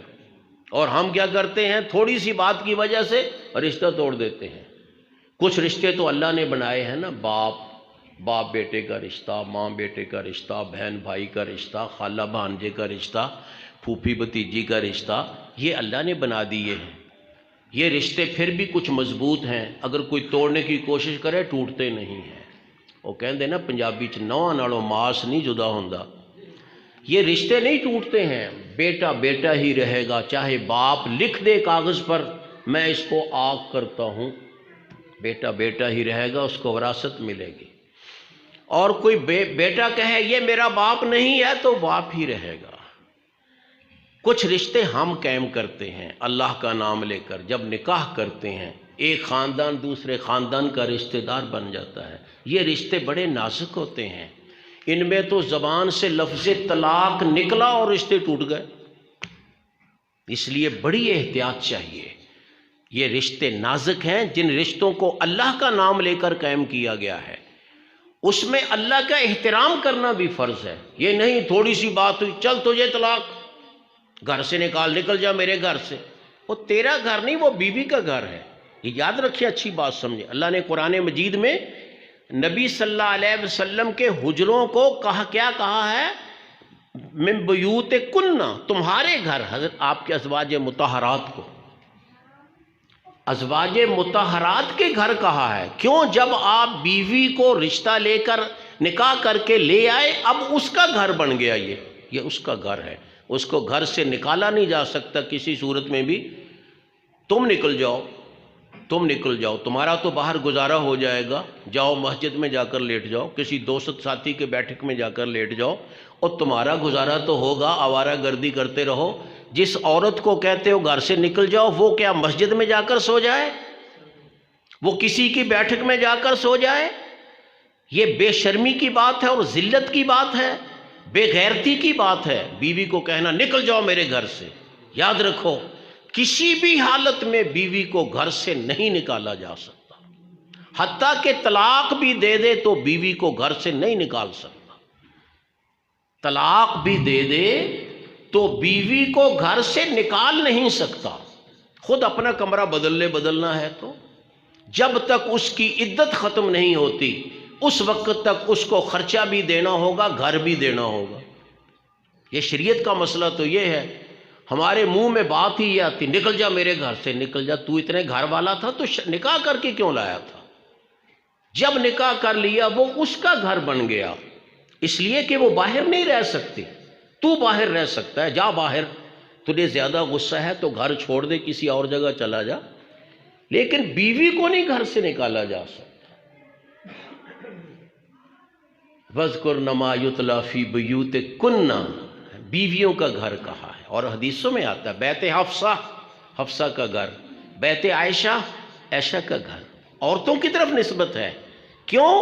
جب بیوی کو گھر میں لا کے بسایا وہ اس کا مستقل گھر ہے، اس کو وہاں سے نہیں نکالا جا سکتا۔ جیسے میں نے کہا ہے طلاق بھی دے دے تو نہیں نکال سکتا، ہم تو طلاق سے پہلے ہی نکال دیتے ہیں، ہمارا حال یہ ہے۔ شریعت کہتی نہیں، طلاق کے بعد بھی کم از کم 3 ماہ وہ تمہارے گھر میں رہنے کی حقدار ہے، کم از کم 3 ماہ، اس سے پہلے نہیں نکال سکتے۔ خرچہ بھی دینا پڑے گا، چاہے طلاق دے دی ہے خرچہ بھی دینا پڑے گا، رہائش بھی دینا پڑے گی۔ حتیٰ کہ جس عورت سے رجوع نہیں کر سکتے، جس عورت سے رجوع، تیسری طلاق دے دی ہے، تیسری طلاق کے بعد رجوع نہیں ہوتا ہے، نکاح بھی نہیں ہوتا ہے، اس کو بھی نہیں گھر سے نکال سکتے۔ اپنا کمرہ تم بدل لو، اس کو نہیں نکال سکتے۔ قرآن کہتا ہے مطلقات، سورہ طلاق پڑھ لیں ساری، لا تخرجوہن من بیوتہن، یہاں بھی یہی کہا ہے، ان کو ان کے گھروں سے نہ نکالو، ان کا گھر کہا ہے، تمہارا نہیں رہا اب وہ، لا تخرجوہن من بیوتہن، ان کو ان کے گھر سے نہ نکالو، وہ ان کا گھر ہے جب تک تیری طلاق کی عدت مکمل نہیں ہوتی، اور اگر خامد مر گیا تو جب تک اس کی سوگ کی مدت 4 مہینے 10 دن پوری نہیں ہوتی جب تک اس کو نہیں نکالا جا سکتا، بلکہ شریعت کہتی ہے سال تک بھی اس کو وہاں رکھنا پڑے تو رکھا جائے گا، قرآن کہتا ہے۔ تو میرے بھائی رشتے توڑ دینا صرف اس لیے، رشتے توڑ دینا صرف دنیاوی تنازعات کی وجہ سے، یہ اللہ کی بھی توہین ہے، جس اللہ نے رشتے بنائے ہیں، یہ اللہ کی توہین ہے، یا یہ معمولی جرم نہیں ہے۔ ویسے نہیں آپ نے کہہ دیا لا يدخل الجنت قاطع رحم، کہ رشتے توڑنے والا جنت میں نہیں جائے گا، ویسے نہیں فرما دیا، یہ اللہ تعالیٰ کی توہین ہے۔ تم نے قرآن مجید کی آیتیں پڑھی نکاح کے موقع پر، قرآن مجید کی آیتیں سنی اور پھر اس کو منظور کیا اپنی بیوی ہونا، اب اگر تم اس رشتے کو توڑو گے تو اللہ تعالیٰ کی توہین کے مرتکب ہوگے، قرآن مجید کی توہین کے مرتکب ہوگے۔ بہت بڑا جرم ہے، بہت بڑا جرم۔ انتہائی شدید مجبوری کی حالت میں اس کی اجازت ہے، انتہائی شدید مجبوری کی حالت میں۔ ہم تو تھوڑی سی بات ہو، سالن میں لون پورا نہ ہو تو کہتے ہیں گھر سے نکل جا، تو یہ طلاق، یہ بیوقوفی کی بات ہے۔ یاد رکھیے کبھی ایسی بیوقوفی نہ کیجیے، وہ بیوی کا گھر ہے، اس کو وہاں رکھیں، اس سے نہ نکال سکتے ہیں، نہ اسے خود جانے کی اجازت ہے، خود بھی نکلنے کی اجازت نہیں، آپ بھی اسے نہیں نکال سکتے۔ حضور اکرم صلی اللہ علیہ وسلم نے فرمایا جو شخص چاہتا ہے کہ میری عمر لمبی ہو، میرے رزق میں برکت ہو، اضافہ ہو، فرمایا وہ رشتے جوڑے۔ صحیح حدیث ہے، صحیح حدیث ہے۔ جو آدمی چاہتا ہے کہ میری عمر لمبی ہو، جو چاہتا ہے میرے مال میں اضافہ ہو، رزق میں برکت ہو، فَلْيَصِلْ رَحِمَهُ، وہ اپنے رشتے کو جوڑے۔ رشتے جوڑو انشاءاللہ سب چیزیں حاصل ہوں گی، رشتے توڑو گے تو اللہ کی طرف سے لعنت برسے گی۔ رشتے کی وجہ سے، رشتے کی وجہ سے اللہ برکت فرماتے ہیں۔ ایک آدمی اکیلا ہوتا ہے، جب شادی کرتا ہے اس کا رزق اللہ بڑھا دیتے ہیں، بھئی ایک تیرا ایک تیری بیوی کا، جب بچہ پیدا ہوتا ہے اللہ رزق اور بڑھا دیتے ہیں، ایک تیرا ایک تیری بیوی کا ایک تیرے بچے کا۔ اللہ کسی کو رزق کے بغیر نہیں بھیجتے ہیں، رزق دیتے ہیں۔ ہم سمجھتے ہیں شاید ہم کماتے ہیں، میں کماتا ہوں، نہیں بھائی، کوئی نہیں کماتا ہے، کوئی نہیں کماتا ہے، اللہ رزق دیتا ہے جس کو دیتا ہے۔ اگر چھوٹے بچے کو دودھ نہ ملے تو کیا کرو گے؟ مثلا اللہ اگر دودھ نہ دیتا اس جب وہ پیدا ہوا، تم کہاں سے لاتے دودھ اس کے لیے؟ وہ پورا ہی نہیں آنا تھا اس کو۔ یہ تو اللہ کا کرم ہے۔ اللہ نے جانوروں کے پستانوں میں دودھ رکھ دیا، عورتوں کے پستانوں میں دودھ رکھ دیا، ان کے بچے پیتے ہیں، مفت پیتے ہیں، نہ تم پہ کوئی بوجھ ہے نہ ان پہ کوئی بوجھ ہے، نہ باپ پہ بوجھ نہ ماں پہ بوجھ۔ رزق اللہ دیتے ہیں، اس لیے فرمایا جو چاہتا ہے میری عمر لمبی ہو، صلہ رحمی کرے، رشتے جوڑے۔ عمر لمبی کیسے ہوگی؟ جھگڑوں سے بچت ہو جائے گی۔ بھی رشتے جوڑیں گے تو جھگڑے نہیں پڑیں گے نا۔ ہماری زیادہ سے زیادہ جو پریشانیاں ہیں، جس کو آج کل ہم انگریزی میں ٹینشن کہتے ہیں، یہ ساری کی ساری جھگڑوں کی وجہ سے ہیں، جھگڑوں کی وجہ سے ہیں۔ اگر رشتے جوڑیں گے جھگڑے نہیں ہوں گے، پھر رشتہ نہیں توڑنا، جو مرضی ہو جائے، تو خام خواہ اس کے ساتھ انسان کے سکون میں اطمینان میں اضافہ ہوگا۔ بیماریاں ٹینشن سے بڑھتی ہیں، ٹینشن نہیں ہوگی تو بیماری نہیں ہوگی، زندگی بڑھ گئی۔ بھئی زندگی بڑھ گئی، ہارٹ اٹیک اچانک ہونے کے واقعات بے شمار ہو گئے۔ کیوں؟ پریشانیاں ہم زیادہ اپنے آپ لے مول لیتے ہیں، پریشانیاں زیادہ حاصل کر لیتے ہیں یا محسوس کر لیتے ہیں زیادہ پریشانیاں۔ میں نے آپ کے سامنے صحابہ کرام کے حالات رکھے ہیں۔ صحابہ میں سے تو کسی نے نہیں یہ خودکشی کی تھی، بھوک کی وجہ سے کسی نے نہیں کی، تنگی کی وجہ سے کسی نے نہیں کی۔ ایک صحابی کا ذکر ملتا ہے کہ اس نے خودکشی کی، لیکن اس بنا پر نہیں، وہ میدان جنگ میں زخمی ہو گیا تھا، میدان جنگ میں زخمی ہو گیا اور اس کی بچنے کی امید نہ رہی، بچنے کی امید نہ رہی۔ اس نے سوچا کہ میں جو اتنی دیر سسک سسک کے مروں گا، مرنا تو ہے ہی۔ وہ بہادر لوگ تھے، بہادر لوگ کی سوچ ایسی ہوتی ہے، اور سسک سسک کے مرنے کی بجائے چلو میں اپنے آپ کو ذبح کر لیتا ہوں۔ یہ صرف ایک واقعہ ملتا ہے خودکشی کا، ایک، اور وہ بھی بھوک کی بنا پر نہیں، غربت کی بنا پر نہیں۔ کس بنا پر؟ جلدی موت کے لیے، جلدی موت حاصل کرنے کے لیے۔ اگرچہ شریعت نے اس کو جائز نہیں رکھا ہے، آپ نے بعد میں ناراضگی کا اظہار کیا، ناراضگی کا اظہار کیا، اور بعض روایتوں میں آتا ہے کہ آپ نے اس کا جنازہ بھی نہیں پڑھا۔ فرمایا تم پڑھ لو، جنازہ پڑھنا چاہیے ہر شخص کا، خواہ خودکشی کرنے والا ہو، جنازہ پڑھیں گے۔ اللہ کے رسول نے باقی کو تو پڑھنے کو کہا ہے نا، خود نہیں پڑھا تو خود کہا صلو علی صاحبکم، تم پڑھ لو۔ اور پھر بعد میں اس کے لیے دعا بھی کی آپ نے۔ لوگوں نے کہا جی آپ کا وہ بڑا محبت کرنے والا تھا، آپ سے محبت کرنے والا تھا، غلطی ہوگی دعا کیجئے اس کے لیے۔ آپ نے دعا کی، یا اللہ اس کا گناہ معاف کر دے، اس کا گناہ معاف کر دے۔ گناہ معاف کر دیا اللہ نے۔ اللہ نے کہا میں اس کے ہاتھ نہیں ٹھیک کروں گا جو اس نے خود زخمی کیے تھے، جب خودکشی کی نا کاٹ کر، یہ نہیں ٹھیک کروں گا۔ اللہ کے رسول نے فرمایا وَلِيَدَيْهِ فَاغْفِرْ، یا اللہ اس کے ہاتھوں کو بھی معاف کر دے، کوئی بات نہیں، تجھ سے نا امید ہو کر تو نہیں کی تھی۔ وَلِيَدَيْهِ فَاغْفِرْ، یا اللہ اس کے ہاتھوں کو بھی معاف کر دے، ہاتھ بھی ٹھیک کر دے۔ یہ اللہ کے رسول صلی اللہ علیہ وسلم کا دور تھا۔ میں یہ کہنا چاہتا ہوں، اگر ہم چاہتے ہیں سکون ہو، اطمینان ہو، اگر ہم چاہتے ہیں کہ ہمیں پریشانیاں نہ آئیں، دیکھو دنیا میں تکلیفیں ضرور آئیں گی، کوئی یہ نہ سمجھے دنیا میں تکلیف نہیں آئے گی، نہ ہم اس لیے نماز پڑھتے ہیں کہ تکلیف نہ آئے۔ یہ نماز ہم پڑھتے ہیں اللہ کا فرض سمجھ کر۔ بعض کہتے ہیں او جی میں نماز بھی پڑھتا ہوں، روزے بھی رکھتا ہوں، صدقہ بھی کرتا ہوں، زکوٰۃ دیتا ہوں، پتہ نہیں کیوں مجھ پہ مصیبتیں آتی ہیں۔ اور بھئی تو دنیا میں رہ رہا ہے، تو کوئی جنت میں رہ رہا ہے؟ یہ جو تو نماز پڑھتا ہے، روزہ کا رکھتا ہے، اور اگر زکوٰۃ دیتا ہے تو یہ تو اپنا فرض ادا کر رہا ہے۔ اس کا یہ مقصد کہاں ہے کہ مجھے پہ کوئی مصیبت نہ آئے؟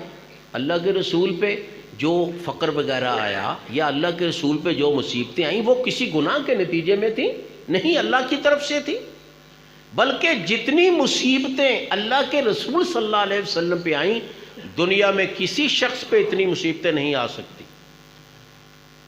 ابھی آپ پیدا نہیں ہوئے تھے، والد فوت ہو گئے، یہ سب جانتے ہیں۔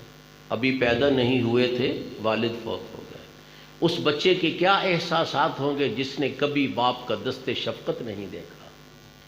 پھر 6 سال کے تھے، والدہ فوت ہو گئی، ماں کی گود صرف 2 سال رہ سکے ماں کی گود میں، 4 سال تو رہے نا حضرت حلیمہ سعدیہ کے پاس، ماں کی گود میں 2 سال رہے، 2 سال کے بعد ماں فوت ہو گئی، اور فوت بھی کہاں ہوئی؟ مکہ اور مدینہ کے درمیان اجاڑ میں، بیابان میں، وہاں فوت ہوئی۔ نہ گھر والے ادھر والے نہ ادھر والے، نہ مکے والے وہاں نہ مدینے والے، ساتھ کون ہے؟ لونڈی ہے ایک، حضرت برکہ، ام ایمن بھی کہتے ہیں، برکہ بھی کہتے ہیں، پہلا نام برکہ تھا، جیسے ہم برکت کہتے ہیں نا، جس کو برکت یہ نام تھا اس کو عربی میں برکہ کہتے ہیں۔ وہ تھی صرف ایک۔ اس بچے کا کیا احساسات ہوں گے جس کی ماں فوت ہو جائے، پھر دلاسا دینے والا بھی کوئی نہیں، دلاسا دینے والا کوئی نہیں، وہاں اجاڑ میں والدہ فوت ہو گئی، اور پھر دفن کر کے مکہ چلے گئے۔ 2 سال بعد دادا فوت ہو گیا، 2 سال بعد دادا تھا دست کی شفقت رکھنے والا، اور دادے کے دل میں بھی اللہ نے بڑا رحم رکھا ہوتا، بلکہ کہتے ہیں اپنے بچوں سے اتنا پیار نہیں ہوتا جتنا پوتوں سے پیار ہوتا ہے، جتنا پوتوں دوتوں سے پیار ہوتا ہے، یہ اللہ تعالیٰ نے شفقت رکھی ہے۔ دادے نے کہا میں اپنے بیٹے کو پالوں گا، یہ میرا بیٹا ہے، میرے بیٹے کا بیٹا ہے، لیکن 2 سال بعد وہ بھی فوت ہو گئے۔ سوچئے ذرا، یہ کم مصیبتیں ہیں۔ اور پھر شادی ہو گئی، اکیلے تھے، بھائی تو تھا کوئی نہیں، نہ کوئی بھائی نہ کوئی بہن، ماں باپ فوت ہو گئے، دادا فوت ہو گیا، چچا تھے، چچا ضرور تھے، کوئی شک نہیں چچا تھے، لیکن سارے مسلمان نہیں تھے، 2 تھے مسلمان صرف، وہ بھی بعد میں ہوئے۔ حضرت حمزہ مسلمان ہوئے سن 5 ہجری میں، اور حضرت عباس مسلمان ہوئے سن، وہ 5 ہجری میں نہیں، 5 نبوت میں، یعنی نبوت کو 5واں سال تھا حضرت حمزہ کے اسلام لانے کے وقت، اور حضرت عباس تو 8 ہجری میں جب مکہ فتح وہ اس وقت مسلمان ہوئے، باقی چچا بھی دوسرے دین پہ ہی تھے۔ پھر شادی ہونے کے بعد بچے پیدا ہوئے تو وہ چھوٹے چھوٹے مرنے لگے، 3 بیٹے ہوئے، بعض 4 کہتے ہیں، بعض 3 کہتے ہیں، بعض 2 کہتے ہیں، مکی زندگی میں وہ چھوٹے چھوٹے ہی فوت ہو گئے، چھوٹے چھوٹے ہی فوت ہو گئے۔ پھر اللہ تعالیٰ نے بیٹیاں دیا آپ کو، آپ نے بیٹیوں کی شادیاں کی، بیٹیوں کی طلاقیں بھی ہوئیں، اور پہلے جس سے نکاح کا پیغام تھا نا، منگنی وغیرہ ہوئی تو انہیں طلاق دے دیا، ہم نہیں رکھتے، یہ نبی نیا دین پیش کرتا ہے، طلاقیں ہو گئی، نیا نکاح کر دیے آپ نے، لیکن وہ بیٹیاں بھی آپ کی زندگی میں فوت ہو گئی۔ حضرت رقیہ فوت ہوئی، حضرت ام کلثوم فوت ہوئیں، حضرت زینب فوت ہوئیں رضی اللہ عنہن، آپ کی زندگی میں فوت ہو گئیں۔ اور کوئی ہے ایسا شخص جس پہ اتنی مصیبتیں آئی ہوں؟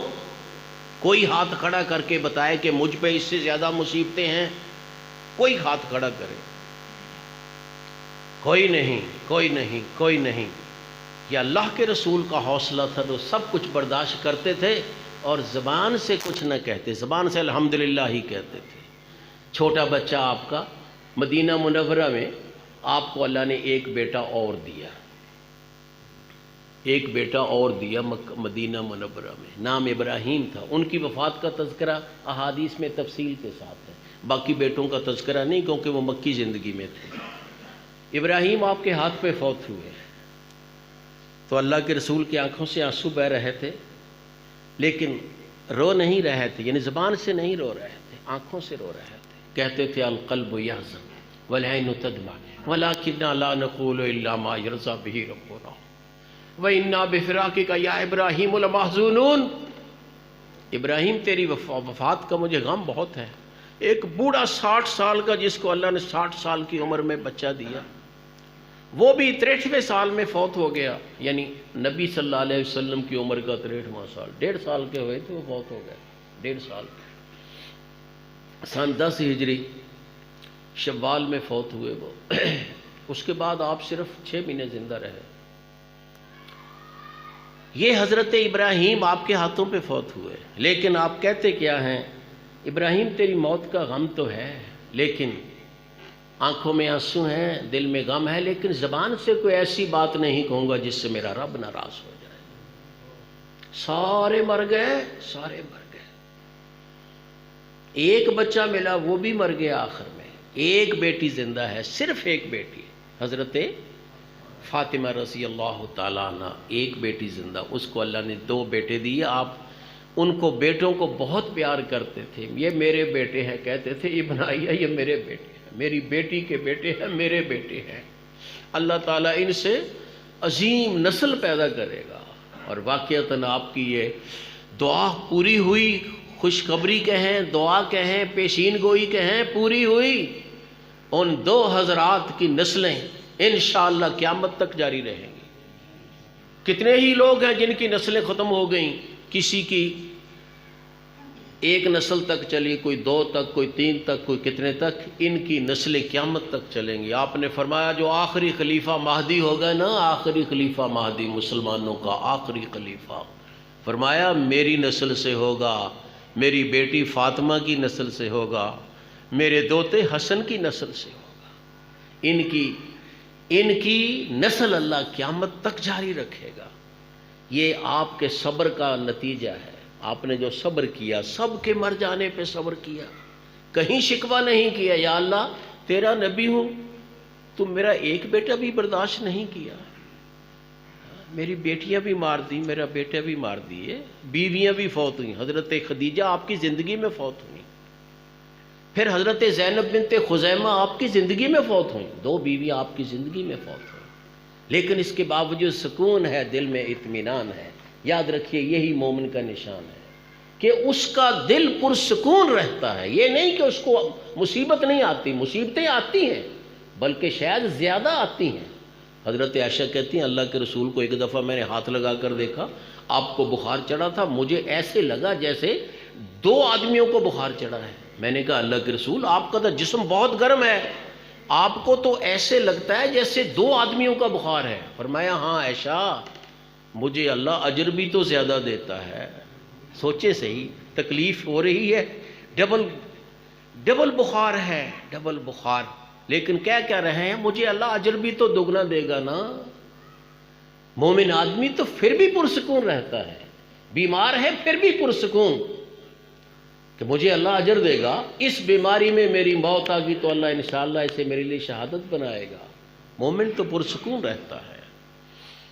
ہاں جو شخص اللہ والا نہیں ہے، جو اپنے ایمان کا خیال نہیں رکھتا ہے، جو رشتے توڑتا ہے، جو رشتے توڑتا ہے، جو قناعت نہیں کرتا، جو صبر نہیں کرتا، اس کو واقعتاً تکلیف ہوتی ہے اور اس کا دل کبھی سکون میں نہیں آتا۔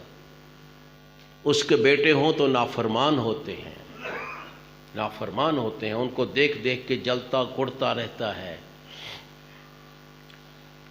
اس لیے اللہ نے یہ نعمتیں دی ہیں، بڑی اچھی بات ہے، ہم ان کی قدر کریں، نعمتوں کو استعمال کریں، لیکن یاد رکھیے خدا نہ خواستہ اگر کوئی نعمت چھینی جائے تو کبھی بھی اللہ سے ناراض نہ ہو جائیں۔ اللہ سے ناراض ہو کر ہم کیا کریں گے؟ مثلا اس کو زندہ کر لیں گے، زندہ تو نہیں کر سکتے۔ آپ نے فرمایا من رضی فلہ الرضا ومن سخط فلہ السخط، فرمایا جو راضی رہا اللہ پر اسی کو اللہ کی رضا حاصل ہوگی، جو اللہ سے ناراض ہو گیا اس کو تو اللہ کی ناراضگی ہی ملے گی۔ لہذا یاد رکھیے کبھی شکوہ نہ کیجیے اللہ تعالیٰ کا، اللہ نے مجھے یہ نہیں دیا، مجھے یہ نہیں دیا، اس کو کاریں دے دی، اس کو بیٹھ کے وہ محلات دے دیے، کوٹھیاں دے دی، مجھے کچھ نہیں دیا۔ نہ میرے بھائی یہ شکوہ ہے، شکوہ نہیں کرنا ہے۔ ہاں کہہ سکتے ہیں یا اللہ مجھے بھی اس جیسا دے، کوئی حرج نہیں، لیکن ساتھ آخرت کی بھی دعا کریں۔ وَمِنَ النَّاسِ مَن يَقُولُ رَبَّنَا آتِنَا فِي الدُّنْيَا حَسَنَةً وَفِي الْآخِرَةِ حَسَنَةً، دنیا سے مانگے، آخرت بھی ساتھ مانگے، اکیلی دنیا نہیں۔ جو اکیلی دنیا مانگتا ہے مَا لَهُ فِي الْآخِرَةِ مِنْ خَلَاقٍ، اس کا آخرت میں کوئی حصہ نہیں۔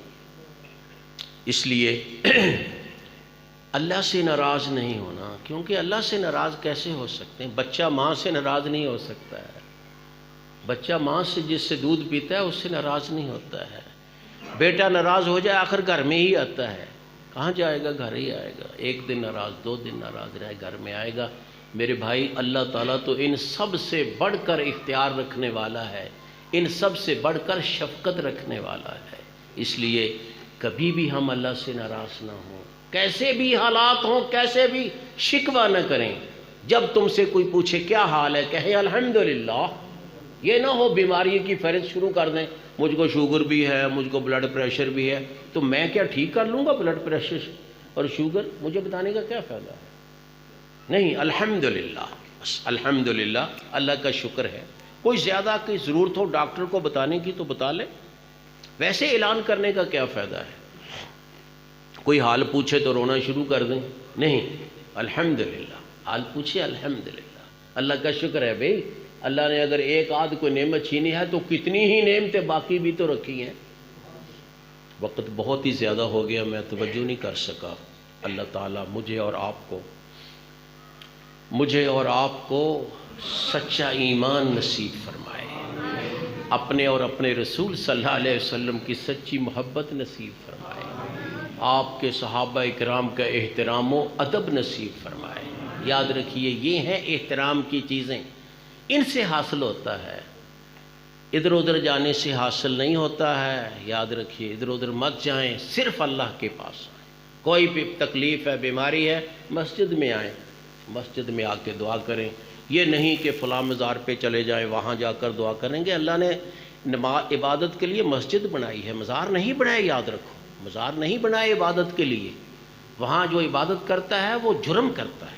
عبادت مسجد میں، اور دعا بھی عبادت ہے مسجد میں۔ ہاں، اگر کوئی وہاں جائے ان کے لیے دعا کر سکتا ہے، میت کے لیے دعا، جو فوت شدہ ہے، جس کا مزار ہے، اس کے لیے دعا کر، اپنے لیے نہیں۔ اپنے لیے دعا کرنی ہے تو مسجد میں آئیں، اللہ سے لو لگائیں، انشاءاللہ اللہ تعالیٰ مصیبتیں دور فرمائیں گے۔ یہ انہوں نے 2 اعلان ہیں کہ تمام خواتین و حضرات کھانا کھا کر جائیں۔ دوسرا کہ مدرسہ حضا کے طلبہ کا ششماہی امتحان ہوا ہے، جس میں اول دوم آنے والے طلبہ میں انعامات تقسیم کیے جانے ہیں۔ سامعین چند منٹ بیٹھے رہیں، آپ ذرا اطمینان رکھیں۔ دیکھیے، جو بچے پڑھتے ہیں یہ بہت نیک روحیں ہیں، نیک روحیں، جن کو اللہ تعالیٰ نے اپنے کتاب، اپنے قرآن کے لیے منتخب کیا ہے، اور انشاءاللہ قیامت کا دن سب سے بڑا اونچا درجہ انہی کا ہوگا۔ حدیث میں آتا ہے کہ اللہ تعالیٰ قیامت کے دن کہیں گے قاری قرآن سے، اقرا ورتقی، تو پڑھتا جا اور چڑھتا جا جنت کی سیڑھیوں پر، جنت کی لفٹ پر چڑھتا جا، بٹن دباتا جا، آگے لفٹ، اگلی منزل پہ، اگلی منزل پہ۔ فَإِنَّ آخِرَ مَنزِلَتِكَ عِنْدَ آخِرِ آیَةٍ تَقْرَؤُهَا، تیرا مرتبہ وہاں ہوگا جہاں آخری آیت ختم ہوگی۔ جو سارے قرآن کا حافظ ہے، جو سارے قرآن کو بڑا ٹھہر ٹھہر کے پڑھتا ہے، وہ سب سے اونچا ہوگا۔ جو تھوڑے قرآن کا حافظ ہے اس کو تھوڑا درجہ ہو جائے گا۔ اور سورہ فاتحہ تو ہم کو بھی حفظ ہے، سب کو سورہ فاتحہ، قل هو اللہ احد، انشاءاللہ ہم بھی جنت میں جائیں گے، اللہ ہمیں۔ لیکن یہ لوگ، یہ بچے چھوٹے چھوٹے اور یہ نابینا شخص، کمزور نظر والا، ماشاءاللہ پورے قرآن کا حافظ ہے۔ اللہ تعالیٰ نے آنکھوں کی نعمت تو نہیں عطا فرمائی، اللہ تعالیٰ نے یہ ایمان والی دولت، قرآن والی دولت عطا فرما دی ہے۔ یہ سب سے اوپر ہوگا انشاءاللہ۔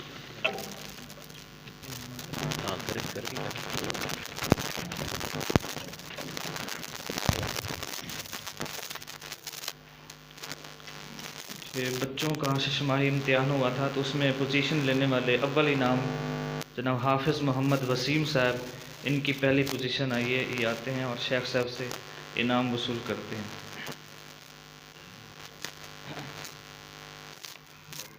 دوسرا انعام ہے حافظ حسیب اللہ حافظ حسیب اللہ انہوں نے دوسری پوزیشن لی ہے۔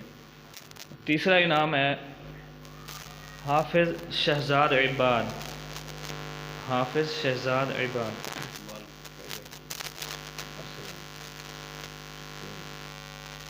باقی بچے جنہوں نے امتحان میں شرکت کی ہے سب کی حوصلہ افزائی کے لیے ان کے لیے بھی کچھ نہ کچھ انعام دیا گیا ہے، تو باقی کلاس کے اندر ہم تقسیم کر دیں گے، ٹھیک ہے؟ یہ بھی کر دیں، 8 ہیں سر، اب سارے کھڑے ہو جائیں جو طالب علم یہاں پڑھتے ہیں زیر تعلیم ہے، سارے کھڑے باری باری آتے جائیں اور شیخ صاحب سے انعام وصول کرتے جائیں۔ قاری حمزہ صاحب آ جائیں تشریف۔ محترم قاری حمزہ صاحب سے میں گزارش کرتا ہوں آگے تشریف لیں، بیٹا باری باری آتے جائیں لیتے جائیں، ٹائم تھوڑا ہے۔ سب دوست دعا کے اندر بھی شریک ہوں اور کھانے کا اہتمام کیا گیا ہے، سارے حضرات کھانا بھی کھا کر جائیں، خواتین سے بھی گزارش ہے کہ کھانا وغیرہ کھا کے جائیں۔ ابھی دعا بھی ہونی ہے، دعا خصوصی دعا ہوگی، سب دوست احباب شرکت کر کے جائیں، جلدی جلدی سے آ جائیں، ادھر سے آ جائیں۔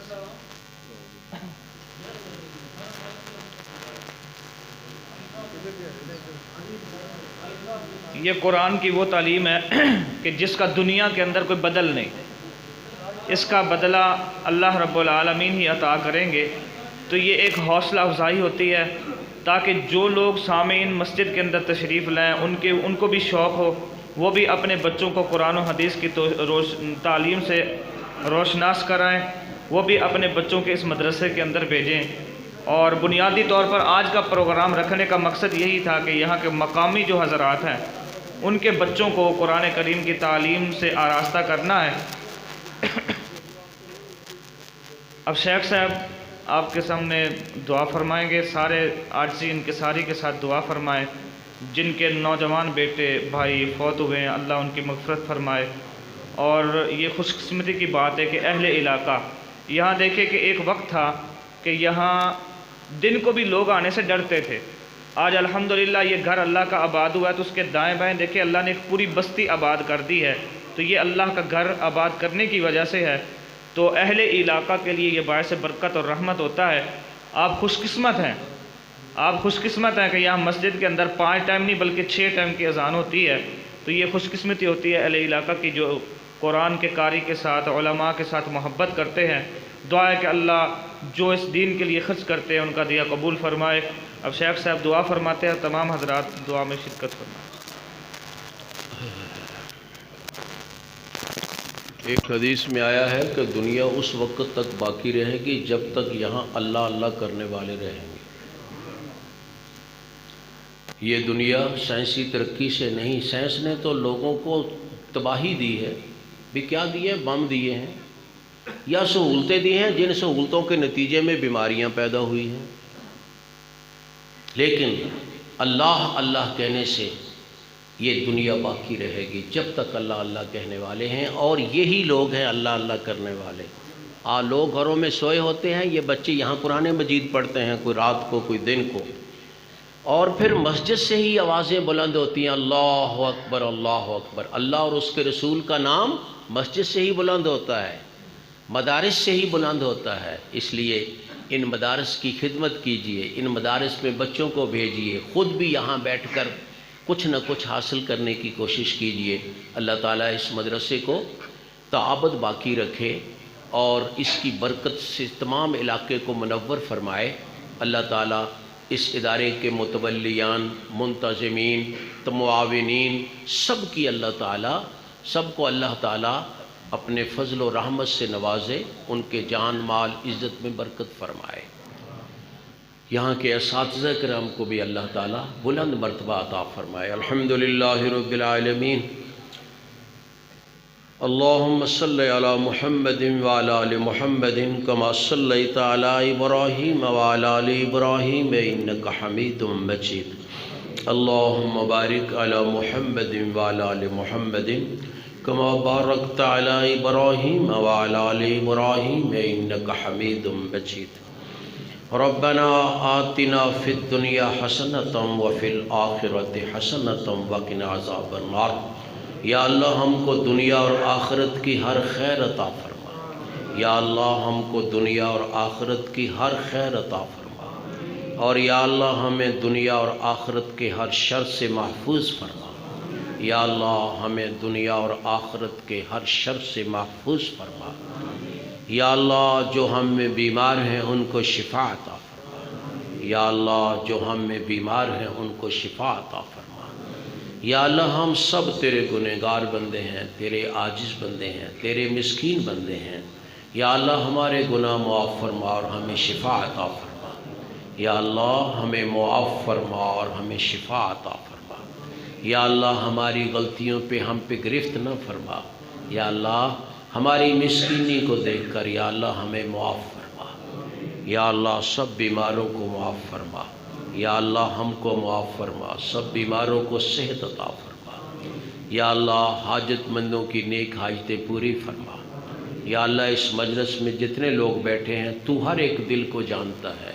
مولا تجھے پتہ ہے اس کے دل میں کیا حاجت ہے، مولا اپنے فضل و کرم سے ہر شخص کی حاجت پوری فرما، یا اللہ ہر شخص کی دلی حاجت پوری فرما، یا اللہ پریشانیاں دور فرما، یا اللہ پریشانیاں دور فرما، یا اللہ پریشانیاں دور فرما، یا اللہ ہمیں اپنے نیک بندے بنا کے رکھ، یا اللہ ہمارے گناہ معاف فرما، آئندہ کے لیے ہماری اصلاح فرما، اور یا اللہ ہمیں اپنے نیک فرما بردار اور متقی بندے بنا، یا اللہ ہمیں اپنے نیک فرما بردار اور متقی بندے بنا، یا اللہ ہمیں اپنے نیک فرما بردار اور متقی بندے بنا، یا اللہ ہمیں حلال رزق وافر مقدار میں عطا فرما، یا اللہ ہمیں حلال رزق وافر مقدار میں عطا فرما، یا اللہ حرام کے شبہ سے بھی بچا، یا اللہ حرام اور حرام کے شبہ سے بھی بچا،